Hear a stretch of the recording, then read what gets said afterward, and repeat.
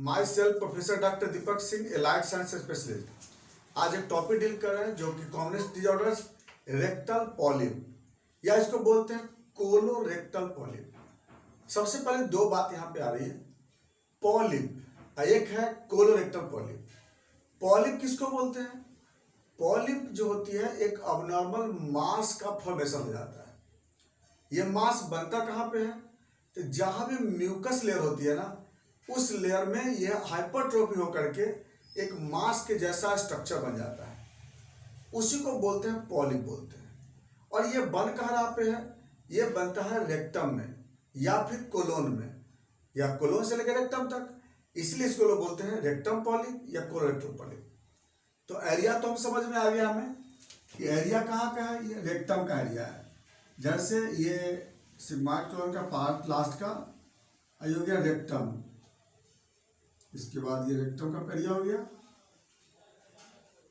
इसके बाद sigmoid colon,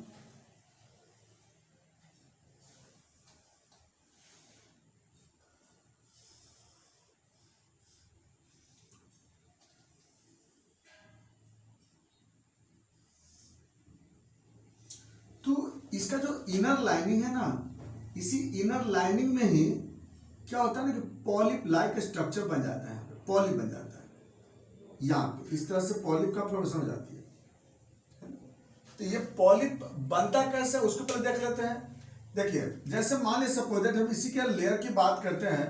जैसे ये हो गया सिरोसा लेयर, इसके बाद ये हो गया मस्कुलरिस लेयर, इसके बाद सबम्यूकोसा लेयर, और इसके बाद म्यूकोसा लेयर। ये म्यूकोसा लेयर है ना। अगर किसी कारणवश इस म्यूकोसा लेयर और सब म्यूकोसा के बीच में अगर कुछ तरह का प्रेशर डेवलप करता है, किसी भी तरह का प्रेशर क्रिएट अगर होती है, प्रेशर डेवलप कर जाता है इसमें, किसी भी तरह का प्रेशर, अगर कोई प्रेशर अगर डेवलप कर गया इसमें, तो क्या होगा, इसमें प्रेशर बनने के कारण, ये प्रेशर बनने के कारण धीरे धीरे क्या होगा, इसमें अंदर से प्रेशर जब बनेगा तो इसको सेपरेट करेगा, और जब सेपरेट करेगा तो धीरे से क्या होगी, अब कुछ समय के बाद ये थोड़ा सा इस तरह से एलिवेट कर जाएगा। अब ये एलिवेट कर जाएगा इस तरह से, और प्रेशर जब बढ़ेगा इसमें और एलिवेशन होगी इसमें, है ना। इस तरह से इसमें क्या होगा, और एलिवेशन हो जाएगी। अगर ज्यादा प्रेशर बढ़े तो और प्रेशर बढ़ने से क्या होगी, इस तरह से ऐसे वो डेवलप हो जाएगी। तो इस तरह से जो हाइपरट्रोफी हो करके, सेल हाइपरट्रोफी हो करके धीरे धीरे वो मास के जैसा स्ट्रक्चर जो बन जाता है, इसी को बोलते हैं पॉलिप कहते हैं। तो रेक्टम पॉलिप, यह चीज कहाँ पे डेवलप हो जाती है? रेक्टम के वाल में डेवलप कर जाता है या कोलोन में डेवलप कर जाता है, इसीलिए इसको लोग बोलते हैं रेक्टम पॉलिप या कोलोरेक्टल पॉलिप। अब हम यही बात चलने जा रहे हैं कि आखिर यहाँ पे ये प्रेशर क्यों जनरेट किया, ऐसा किस वजह से यहाँ पर प्रेशर बना, और प्रेशर का धीरे धीरे वो डायलेट कर गया। कुछ तो कॉज होगी जिसकी वजह से डायलेट करता होगा। तो अब हम लोग बात करते हैं इसके कॉज पे, ये किस वजह से यहाँ पे डायलेटेशन होती है। सबसे पहला कॉज है इसमें इन्फ्लामेशन। अगर बार बार यहाँ पे इन्फ्लामेशन होगा तो इन्फ्लामेशन से क्या होता है, बार बार इन्फ्लामेशन होने से यहाँ पे एक रिपीटेड हिस्टामिन बनता है, हिस्टामिन। और हिस्टामिन क्या है, वेसोडायलेटर है। यहाँ पे वेसल्स को बार बार डायलेट करते रहेगा। अब बार बार डायलेटेशन से यहाँ पर एक्जुडेशन होते रहेगा, फ्लूइड का एक्युमुलेशन होते रहेगा। तो बार बार हिस्टामिन बनेगा, बार बार एक्युमुलेशन होगा, बार बार यहाँ फ्लूइड बनते जाएगा, और जितना फ्लूइड बनेगा उतना ज्यादा प्रेशर बनेगा। यहाँ पे प्रेशर बनने के कारण क्या होगा, इन दोनों के बीच में प्रेशर को क्रिएट करेगी। यह प्रेशर बनने के कारण क्या होगा, धीरे धीरे ये सेपरेशन हो जाएगी, और धीरे धीरे वो डायलेट होते होते होते होते और एक पॉलिप के जैसा स्ट्रक्चर बन जाता है। तो यह पहला जो कॉज देखे आपको, ये था इन्फेक्शन। क्रोनिक इन्फेक्शन हो चाहे एक्यूट इन्फेक्शन, बार बार रिपीट कर रहा है, कोई इन्फेक्शन परसिस्ट कर रहा है वहां पे, तो इसके कारण ये बहुत कॉमनेस्ट होता है। चाहे वो इंटेराइटिस हुआ या फिर प्रोक्टेटाइटिस हुआ। प्रोक्टेटाइटिस का मतलब इन्फ्लामेशन इन रेक्टम, अब इंटेराइटिस इंटेस्टाइन में इन्फ्लामेशन। तो ये इन्फ्लामेशन अगर हुआ तो ऐसा हो सकता है। नेक्स्ट जो आता है क्रोन्स डिजीज। क्रोन्स डिजीज जिसको IBD का एक टाइप होता है। तो क्रोन्स डिजीज में क्या होती है, इसमें इन्फ्लामेशन होगी, और ये तो क्रोनिक डिजीज तो पूरे लेयर में इन्फ्लामेशन हो जाती है, पूरे मल्टी लेयर में इन्फ्लामेशन आता है। अब इसमें जब इन्फ्लामेशन होगा मल्टी लेयर में, तो ये क्रोनिक डिजीज एक तरह से क्रोनिक इन्फ्लामेशन कहलाता है ना, आईबीडी का। तो इसके कारण धीरे धीरे वहां पर क्या होगी, पॉलिप का फॉर्मेशन होती है। नेक्स्ट जो अगला कॉज होता है इसमें, अगर कोई बाहरी अगर ट्रॉमा हो रही है, बार बार रिपीटेड इन्फेक्शन हो रही है, रिपीटेड ट्रॉमा हो रहा है बाय द वे, तो ट्रॉमा के कारण भी ऐसा हो सकता है। नेक्स्ट हेमोरॉइड के कारण, अगर हेमोरॉइड होता है तब भी ऐसा हो सकता है। तो ये जो होता है ये सब बड़ा कॉमनेस्ट कॉज में आता है। नेक्स्ट कोई एलर्जी के कारण, बार बार कोई अगर एलर्जी अगर अटैक करता है बॉडी में, तब भी ऐसा हो सकता है। एलर्जी के कारण क्या होता है, हिस्टामिन बनता है, हिस्टामिन से ऐसा हो सकता है। नेक्स्ट अगला जो कॉज आता है इसमें वह है, जैसे फैक्टर आता है, ओबेसिटी, डायबिटीज मेलाइटस, ये सब कुछ ऐसे फैक्टर होते हैं जिसके कारण यहाँ पर पॉलिप बनने का टेंडेंसी होता है, प्रेशर क्रिएट करती है इसमें। या फिर क्रोनिक कंस्टिपेशन, अगर बहुत दिनों से कंस्टिपेशन होगा तब भी ऐसा हो सकता है। अगर फाइब्रस डाइट अगर कम लेते हैं, लेस फाइबर डाइट कम लेने के कारण भी फ्रिक्शन बनता है, फ्रिक्शन प्रोड्यूस होगा तो इसके कारण भी आपको पॉलिप बनेगा। या by the way less water intake, पानी कम पीते हैं तब भी ऐसा हो सकता है। तो ये सब देखते देखते कॉज और फैक्टर जो होता है ये सब पॉलिप बनने का कारण बनता है। कभी कभी क्यों होता है ये पता नहीं चलता है, किस वजह से यहाँ पे पॉलिप डेवलप कर गया। अब बात करते हैं इसके सिम्टम पे, पॉलिप होने से क्या होगा। देखिए पॉलिप दो वेराइटीज के मिलते हैं, एक होता है पेडंकुलेटेड, एक होता है सेसाइल। पेडंकुलेटेड जो होता है ना, वह पेडंकुलेटेड जो बोले, जैसे देखिए ये पेडंकुलेटेड होती है, और सेसाइल जो होता है उसमें उसमें होता है डायरेक्ट अटैच रहता है ऐसे।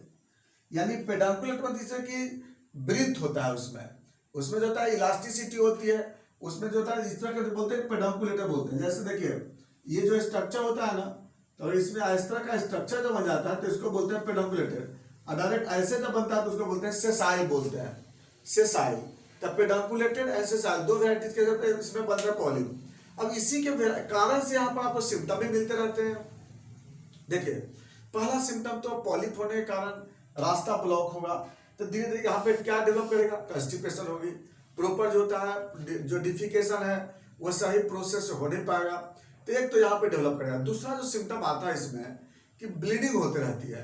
देखिए कितना बड़ा डिफरेंशियल एनालिसिस होता है इसमें, ब्लीडिंग। ब्लीडिंग क्यों, क्योंकि ब्लीडिंग होगी इसलिए कि यहाँ पर जो मांस बना है, मांस के इरिटेशन के कारण यहाँ पे ब्लड लॉस होता है। अब ये डिफरेंशियल एनालिसिस किसके और नजदीक हो जाएगी, हेमोरॉइड के साथ। हेमोरॉइड में भी ब्लीडिंग होती है, इससे ब्लीडिंग होती है।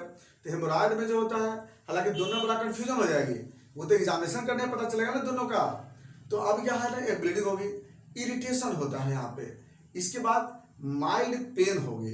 कोई जरूरी नहीं है पेन के बारे में, पेन हो भी सकता है लेकिन माइल्ड पेन हो सकता है इसमें।